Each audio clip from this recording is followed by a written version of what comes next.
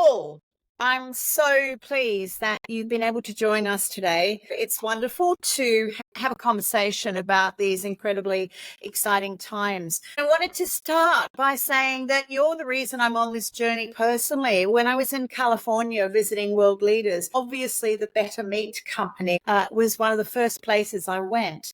And I had been given by a mutual friend of ours, Jen Skiff, a copy of your book when you first published it.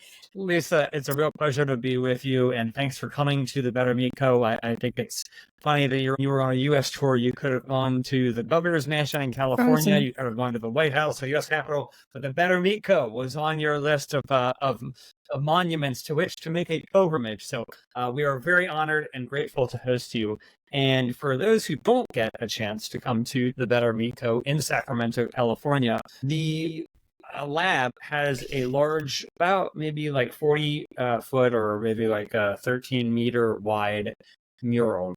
And that mural depicts the past, the present, and the future of meat consumption by humanity. In the past, we, of course, for thousands of years could only get meat by hunting animals or by eating animals who had been killed by predators, and we scavenged the remains. But that's how we obtained meat for thousands of years. Then, a few thousand years ago, we began domesticating animals, and we started keeping them in confined spaces like corrals so that they would be easier to eat and we didn't have to rely on hunting wildlife. Eventually, now fast forward to maybe around 70 years ago, and we started confining animals in tighter and tighter spaces, in industrialized warehouses, often even in cages where they can't barely move an inch their entire lives. And that's the present. That's the way that we farm most animals for food today, is in overcrowded warehouses. The animals hardly ever go outside except when they're on the back of a slaughter-bound truck. But the future, I don't believe, entails a return to the past. I don't believe the future is going to be one in which humanity is hunting down wildlife to try to feed 8 billion of us who inhabit the planet today. The future, rather, is one in which we divorce meat production from animal slaughter, in which we can recreate the meat experience, but without animals. And there's lots of ways that we've divorced various parts of our economy from the exploitation of animals already. For thousands of years, we harpooned whales in order to light our homes with whale oil. We don't do that anymore, largely because kerosene and eventually electricity were invented. For thousands of years, we would live pluck geese in order to write with quill pens. We don't do that anymore because metal fountain pens were invented.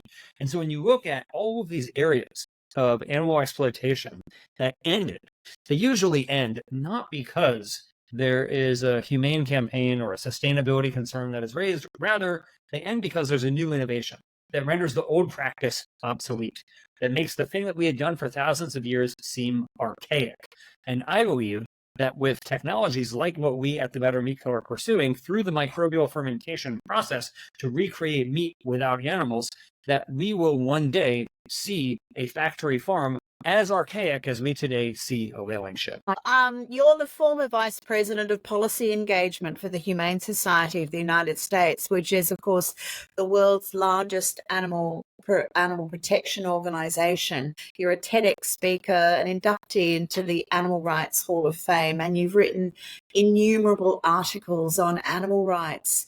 And I've already showed the wonderful book that you produced in 2018. When it's a very beautiful way of bringing together your passion for animal welfare with the future of food. And I wondered, when you created the Better Meat Group, what was your thinking? What was your vision for it? And what is the role that you see it's playing in developing the alternative protein industry? Well, you're very generous, Lisa, to mention what I've done in the past few decades of my life, and I hope that the best is still to come.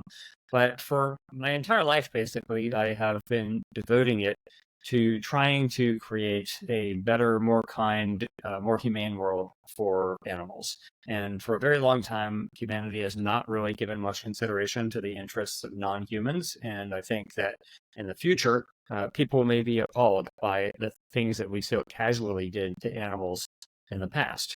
I think that people in the future are going to be pretty shocked when they find out what we did to non-humans. And so the Better Meat Co. exists and was founded for the purpose of trying to help humanity divorce meat production from animal slaughter. And so if you think about the race to recreate meat without animals, it's very similar to the race to get energy without fossil fuels.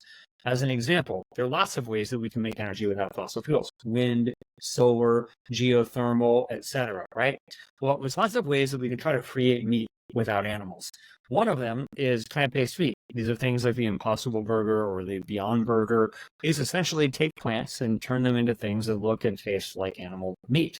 And that's great, but it's only one way. And it's an expensive way to do this. And that's why these products today are sold at a pretty high premium over their conventional animal-based counterparts. There's another method that I write about in the book, Clean Meat, which is not using plants, or rather animal cells, to grow actual animal cells without the animal, and make real actual animal meat without the animal. The problem with that is it's not yet scalable. It's a technology that exists. It's approved in Israel. It's approved in Singapore. It's approved in the United States. Unfortunately, that industry is not going to actually grow into a robust teenager, so to speak, until the 2030s. And so then we've talked about the plant kingdom and the animal kingdom, but there is one more kingdom. I'm talking about microbial fungi. This is what's known as mycelium, or the type of filamentous mycelium that grows in the ground. But what we do at the Better Meat Co. is we take that process that happens in nature, we wrap stainless steel around it, and we allow it to happen in a controlled environment. And the result is to create a type of product that is textured like animal meat, but has more protein than eggs, more iron than beef, more zinc than beef, more potassium than bananas, more fiber than oats, and it doesn't have the things about meat that you don't want. So this is an ingredient that we sell as a B2B ingredients company, or business-to-business ingredients company, to food companies that want to make better meat. And they can do that by either making totally animal-free meats with the mycelium, or the mycoprotein that we grow, or they can blend it into actual animal meat to create hybridized products that can help people to reduce the number of animals, help companies reduce the number of animals that they are using.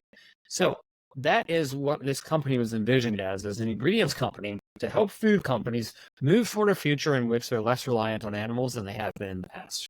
It's an amazing vision. And when I was in California, you were about to look at upscaling significantly. Is that still on the cards? It is still on the cards, and we're actually even looking at Queensland, Australia. So the primary thing that the primary ingredient that goes into our fermenter to make our mycoprotein is sugar. And Queensland, of course, grows a lot of sugar. And so what we can do is take that sugar and convert it into a high-quality protein, kind of in the same way that you would take corn and feed it to a cow, and you get beef in the end, right? But the difference is, with a cow, you've got to feed that cow for well over a year before you get a steak. In our case, though, we feed our little microbial fungi for less than one single day. In less than one single day, we go from inoculation to harvest. This is truly among the most efficient methods of protein production the world has ever seen.